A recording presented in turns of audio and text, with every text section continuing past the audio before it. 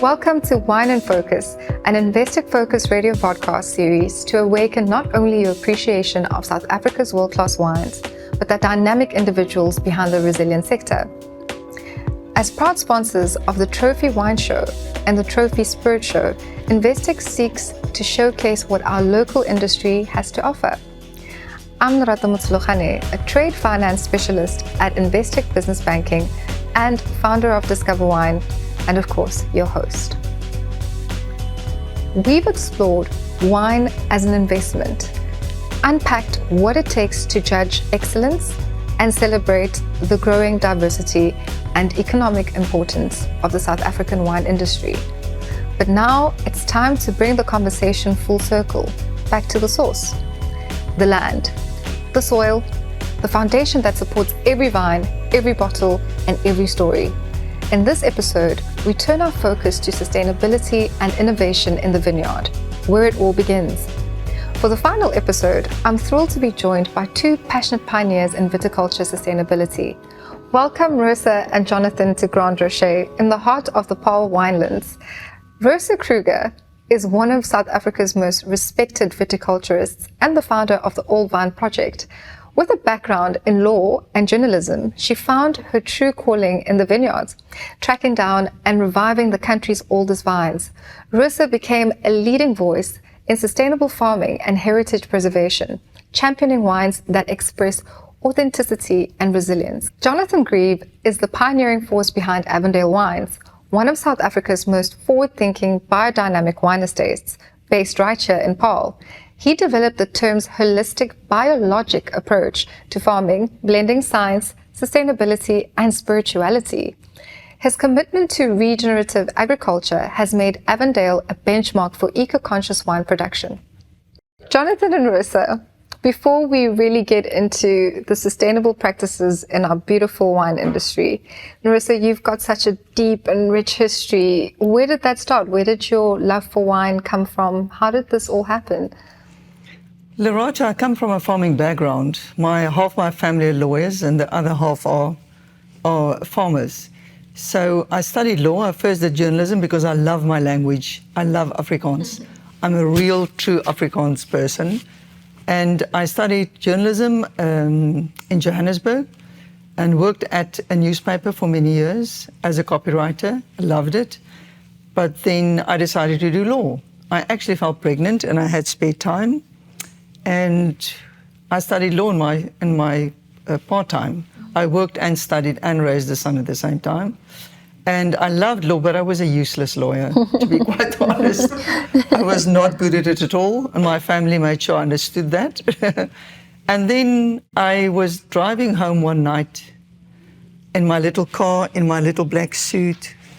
It was getting dark, and my son was sitting on the pavement with swollen eyes, crying because his mother was late once again. And I thought, I don't want that for a child. I don't want to raise a child in the city, because I was raised on a farm where we were let loose. We were free and wild. So I decided to go farming, and someone gave me the opportunity, and I came down, loaded my car with my personal belongings, sold half the stuff, sold my house, and I came down to the Cape, started on a farm, and soon planted vines. And so you started in wine farming? Yes. Oh, okay. I always loved wine and I loved farming. I think farming is in your blood. Johnathan would attest to that. Farming is in your blood. It's something you love. And I love farming. I love the nature and I love farming. And then people headhunted me and I worked for fantastic farms and fantastic brands. I was very lucky in that regard. And my teachers, my mentors, were some of the best people in the industry. I think they took pity on me. They looked at me and thought, she's dangerous. She knows nothing. We have to actually help her. And they helped me. So that's why one of the reasons why I now started a school for viticulture, because people helped me. I must now help other people. And you're giving it back. That's right. Amazing story, Rosa. And yourself, Johnathan? Well, I sort of came in, I guess, in the back door, if you like. I think some of my founding sort of memories when I was a kid was grew up in Durbanville and had a large sort of small holding and used to grow vegetables as like 5-6-year-old and sell it to all my mom's friends. Ended up going off to boarding school and went and studied art. I'm a trained artist, not a farmer or anything else than that. And I was very fortunate to be able to actually come out. My family bought a farm. My dad he grew up on a wine farm or a grape farm, and he always wanted to go back, and ended up buying it when I was in second year at Varsity. I sort of stuck out with art for another 2 years, and then eventually I was like, no, I'm wasting my time here. Who am I trying to fool? And halfway through my final year, I actually went to my father and I said, look, can I come farming? And he said, that's cool, but you need to start at the bottom. And that's where I started, as a laborer on the farm, learning how to farm chemically. That it was a conventional farm, very much run down, and really, hands-on, getting back in touch with the soil, I guess. And I think because of the weird sort of way that I got in there, I've always looked at things differently. I don't have a sort of blinkers on as far as training goes, specifically in viticulture and sort of chemical driven, and that really has enabled me to go down the alternative route, if you like, and the more natural route. Organic wines. We hear that term a lot. In recent years, it's come up, it's been a thing. Is it a fad? Is it real? What does organic mean? Organic wines have been around a long time. Organic industry has been around a long time. I remember when we started going organic, and that was early 2000s. You told somebody your wine was organic, it was like a swear word. Everybody ran for the door. Nobody wanted to taste it. I think times have changed dramatically now. It's really an awesome USP to have. And I think, honestly, if you don't have some sort of sustainable story in wine, either now or in the years to come, you're not going to have a brand.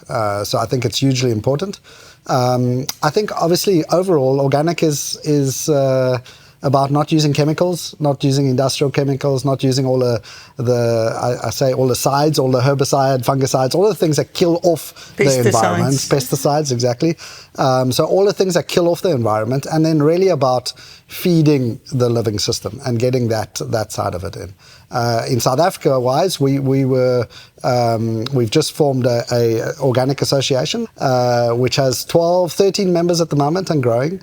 And the whole idea behind that association was really just to come to the fore and say, let's talk about organic more, and let's really demystify it for consumers, and be the alternative voice to the greenwashing that can be happening at the same time. Rosa, I think Johnathan has described, or rather, interpreted the term organic in wine quite beautifully and quite clearly for us.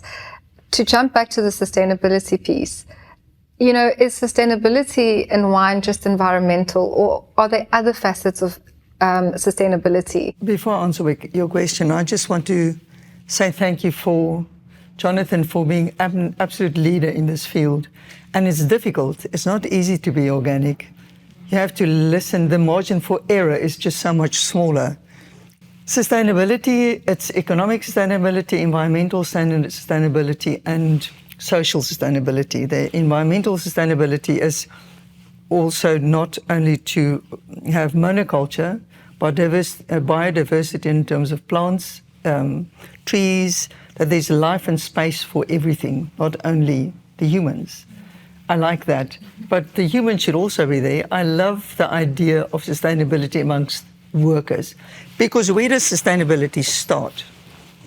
Where does it start? It starts with the people that work the land, people that have been on generations on the land. There's a term that we call generational knowledge. So it's where farm workers lived on the land for generations.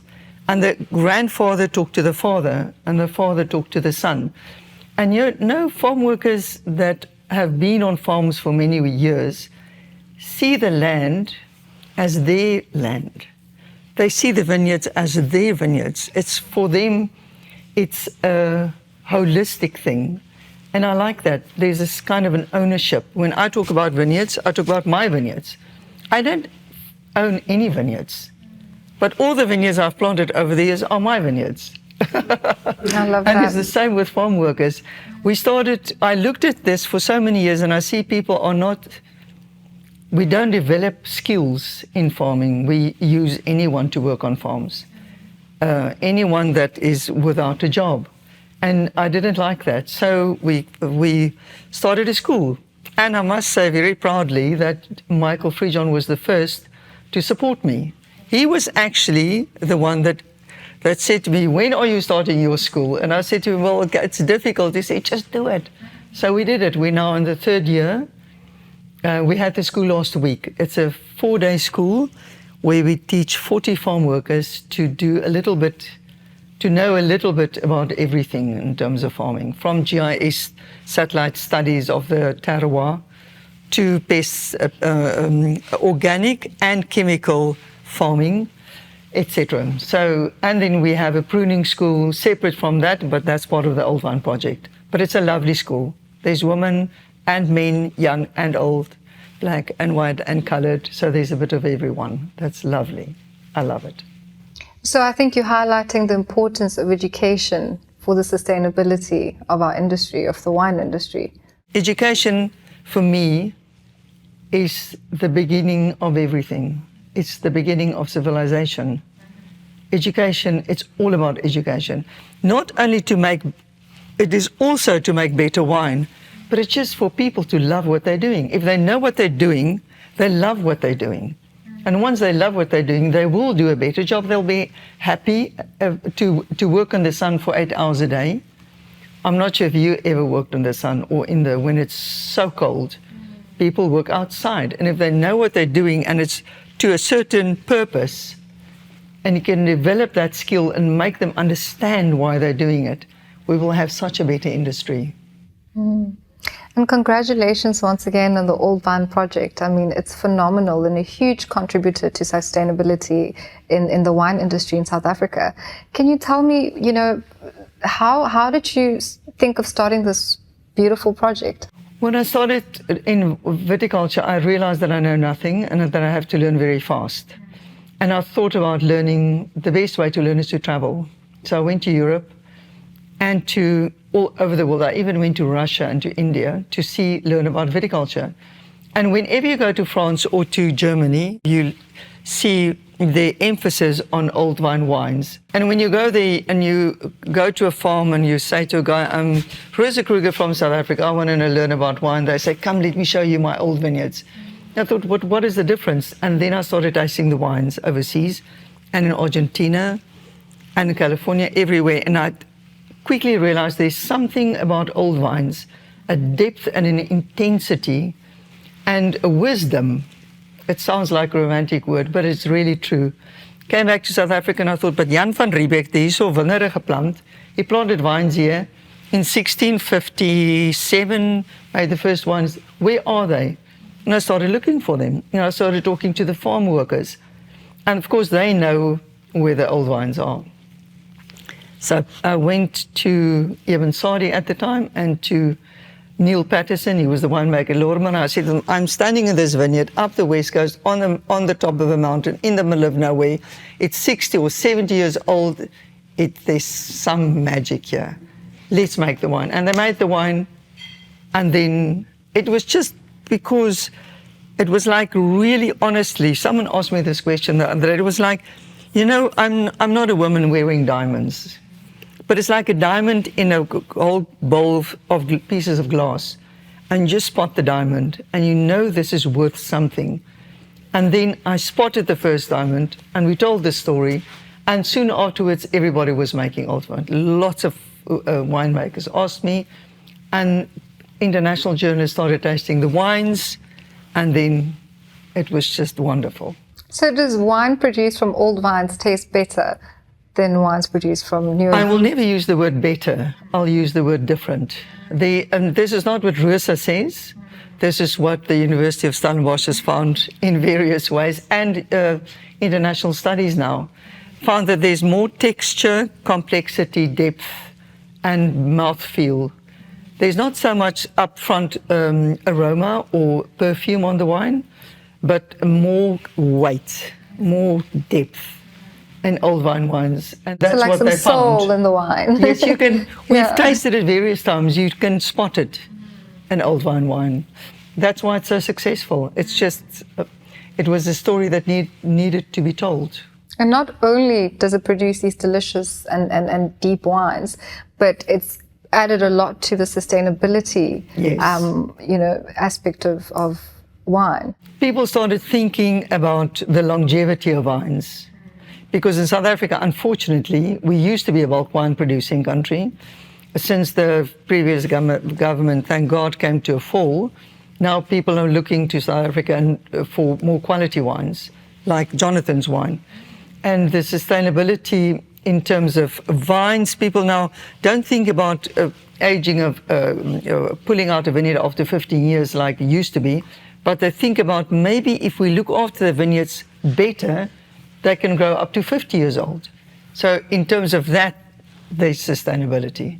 If you can grow a vineyard to be still producing decent grapes at 50 years, you don't have to pay all that replacement cost, and you can make an exciting wine. Johnathan, I was reading up on your blog recently, and it's not just organic wines that are the focus of Avondale, but there's a lot more practices that you guys are busy with to ensure that we are practicing sustainability in the process of winemaking. Can you talk to us a little bit more about other things that you're busy with? We talked earlier about organics and not using chemicals and so on, and then we mentioned biodynamics. There was one of the words in your intro about spirituality, and I think it's really looking at it, and that's where biodynamics coming. So biodynamics is an alternative way of farming. It was given to us by a guy called Rudolf Steiner, same guy who brought the Montessori school education system to the fore. He did a series of lectures in the early 1900s, about a alternative way of farming, which has become known as biodynamics. It's ultimately how our ancestors used to farm. It's not a new way of farming. He talked about many different sides of it, about preparations, homeopathy, different constellational influences, so from your planets and your moons, and realizing, without getting too detailed about it, really realizing that you are part of a bigger system, that you're not insular. And I think that's the big thing with chemicals, is that chemicals, you the farmer or the chemical company knows everything. And I always say to people, Mother Nature's been doing it for millennia. Surely she knows it better than what we do. How can we be so arrogant to think that we know better than Mother Nature does? And what we do on Avondale is really about interpreting nature, seeing what is happening on our farm, seeing what the soils are telling, and everything tells a story. If you're willing to listen, we were talking about the old vines, they tell you a story. That's why they're so complex and layered and textured, full of personality. Soils are the same, cover crops are the same, your site is the same. And it changes with the seasons, with the environment, what you've done on the farm. And if you're willing to listen and learn that language, we can start interpreting it and then adapting, not with chemicals, but adapting the natural system to it and start feeding that system, working with the living aspect of it, and really getting the microlife, the bacteria, the earthworms, the mycorrhizae, fungi, the insects, really to do the job, as opposed to chemicals and us, the farmer. Yes, of course, we're manipulating things here and there, but that's the real key of it, getting nature to do the job. She knows best. Why interrupt that system? So is the term minimal intervention, does that play in your, is it significant in your work? By default it is. Yes. I think, in the wine industries, there's so many cliches nowadays. Minimal intervention and natural ferments and this thing and that thing and next thing.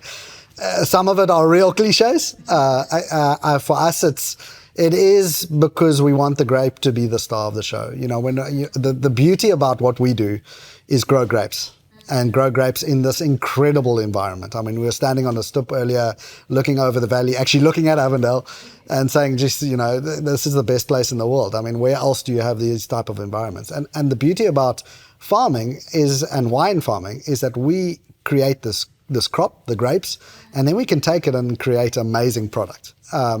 That is ageable, that is expressive, that is full of personality, and we can take it across the world and tell our story. And what other product do you have, that capability? And every vintage changes. Everything is fluid.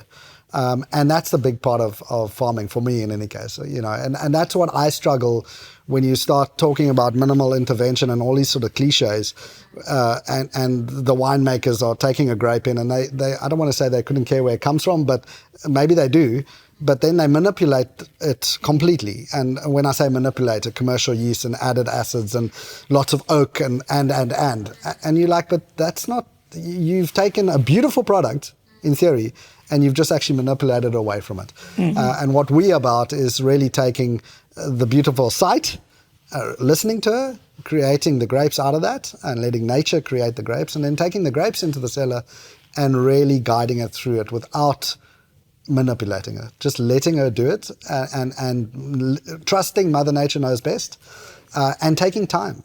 Often we talk about making slow wines, and what I mean by that is really giving the nature and the natural system time to do its thing.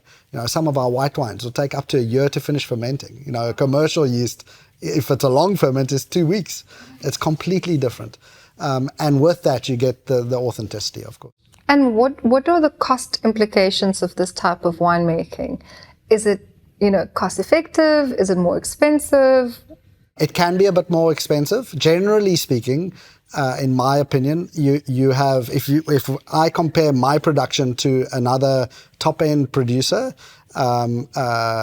which is getting the same type of concentrations and the same vineyard practices in, I think our costs are very similar. They differ though. So, we're not buying a whole lot of fertilizers and insecticides and sort of spraying all the time and putting that all out there. But we are probably spending more in labor and that side of it. And for us, Rosa, you talked about it earlier, but from a sustainability perspective, for me and for our family as a key part of it, people is a very big part of it. And I think in South Africa, we have a huge unemployment. And I think it's very important for us as business owners and specifically farmers, because that's where we can employ a lot of people.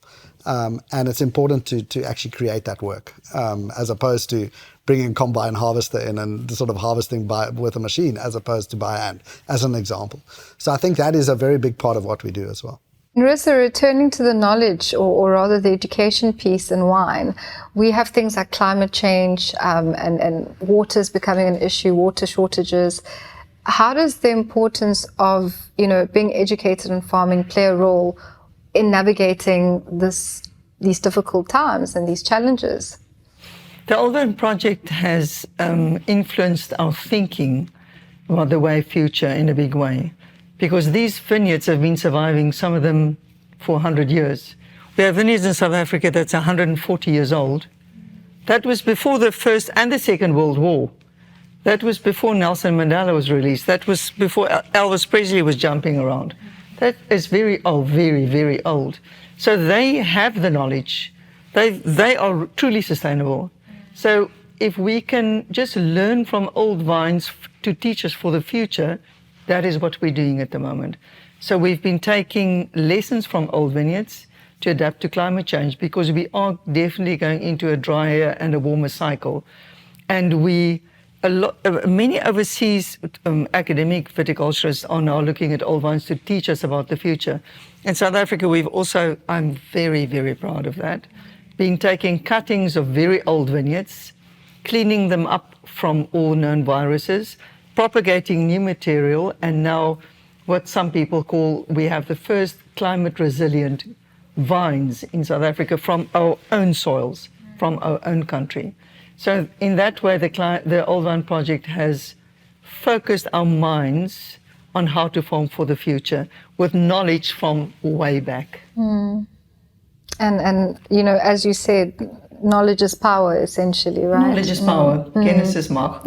And we are very fortunate in that the first Old Vine Project that formed a category for old vines was started in South Africa 20 years ago. Since then, there's many now Old Vine Projects across the world. In every wine producing, just about every wine, even in Bolivia, there's now an Old Vine Project. There's Old Vine, and we all work together. It has formed this wonderful new category linked to organic or biodynamic farming in a way that we listen to the land. That we try to be less arrogant as human beings, but listen to the land. And Rosa, you mentioned that you learned about old vines by traveling and going to places like France and learning from the old world. Can we maybe dissect that a little bit? What is old world versus new world? If that term is used, what does that mean? I think the old world in essence is a whole lot of older producers wanting to make their spot more important in the world, but ultimately Europe, France, Italy, Spain, those sort of as the main sort of old world countries, and then the new world is America, Chile, Argentina, Australia, New Zealand, South Africa. I do think overall, and when I travel and talk about our wines, I often talk about South Africa being sort of halfway between, and it's twofold. One is that we've got some of your wonderful old vineyards,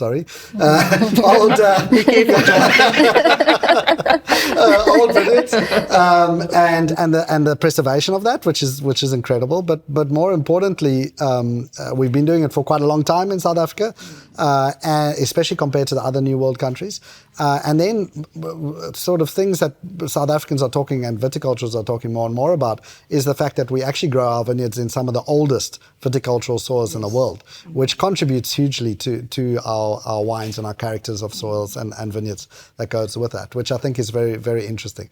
Just out of interest, we produce a wine called Quevri, which is made in clay pots from Georgia. Why I mention it is from a historical perspective, that dates back, the Quevries, the clay pots, dates back over 8,000 years. And that's the oldest traces of vineyards or wine. And I often joke with my French friends and say, look, how does it feel to be a New World wine producer? Because that's a little older in France, So it's all relative. But I think the old soils, our incredible growing conditions in here. I mean, we were talking earlier about the site that we in at the moment. But South Africa is just so unique from a growing region. The Cape Flora Kingdom, the oceans nearby, these ancient soils, and we produce wines out of on these sites. It's incredible. It sounds like you're saying we're competitive with the old wine countries. I think we're definitely competitive. We have some historical sort of disadvantages from a price point perspective. Rosa talked about bulk wine and a sort of perception specifically coming out of apartheid, and it's slowly but surely changing. If we'll get back to being a really getting paid for our quality that we produce, I think, in my opinion, South African wines, our top end wines, are the best price quality ratio in the world. You don't get better, absolutely. And I think that is another big, awesome USP for South Africa. We'd love to charge a lot more for what we do, but it will come slowly but surely. Before we come to an end, I'd like to ask you one final question. What is your hope and dream for our wine industry in South Africa? What is your outlook? What does that look like? I would love to keep the farmers on the land and the workers in the fields. For me, that's my absolute dream, because the wine industry internationally is going through a tough time. We all know that. And to make these wonderful, exceptional wines that show our country. There's no country in the world, Johnathan is right, where you have these dramatic mountains. And then you go to Franschhoek, where it rains 1.2 meters a year. And then you go to Hemel and Aarde. We have these unique wines that show our landscape. I think, and I'm maybe arrogant in saying that, but I do think South Africa has the ability to show wines from their place on the earth better than anyone else.